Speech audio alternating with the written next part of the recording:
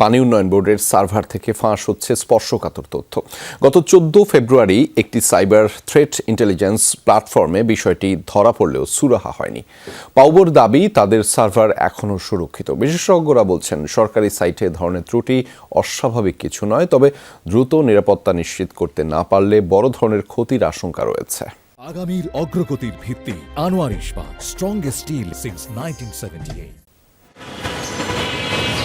পানি উন্নয়ন বোর্ড দেশের নদ নদীগুলোর পানি প্রবাহ পরিমাপ থেকে বন্যার পূর্বাভাস, সতর্কতা, নদী রক্ষা এবং নদী সংক্রান্ত যাবতীয় কাজ করে রাষ্ট্রীয় সংস্থাটি।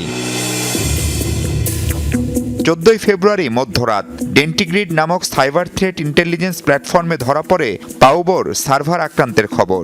বিশেষ করে ফাইল লিকেজের বিষয়টি গুগলে ম্যানুয়ালি ভেরিফাই করে নিশ্চিত হন তারা। সেখানে দুটো সার্ভারের ইউজার নেম, পাসওয়ার্ড সহ সব তথ্য দেয়া।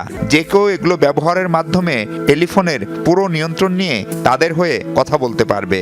সচরাচর বিদেশি হ্যাকাররা এমন সুযোগের অপেক্ষায় থাকেন, কথাও বলেন।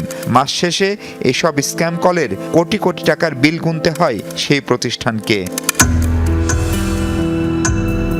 কর্তৃপক্ষকে মেইল করে ফাইলটি হাইড করার পরামর্শ দিলেও আমলে নেয়নি তারা।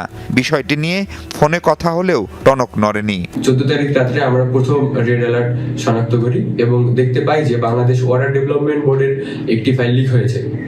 এটি দেখার পর আমরা ফাইলটি নিয়ে অ্যানালাইজ করি এবং একে সুরক্ষিত করার উপায়সমূহ সিআইআরটি এবং বাংলাদেশ ওয়াটার ডেভেলপমেন্ট বোর্ডকে রিপোর্ট করি। হ্যাকাররা চাইলেই পানি উন্নয়ন বোর্ডের কর্মকর্তা কর্মচারী অথবা অন্যান্য যে কোনো অধিদপ্তরের সরকারি কর্মকর্তা কর্মচারীদের ফোন আলাপ শুনতে পারত এবং তা রেকর্ড করতে পারত। এবং এর থেকেও ভয়াবহ বিষয় ছিল, তারা চাইলেই পানি উন্নয়ন বোর্ডের পুরো সিস্টেমটাকে ক্র্যাশ করে দিতে পারত।